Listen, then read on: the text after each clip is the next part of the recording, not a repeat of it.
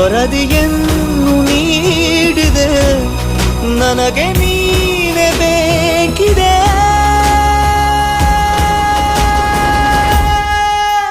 इश्क जीना भी है, इश्क मरना भी है, इश्क तारे ज़मीं, इश्क तूफान है.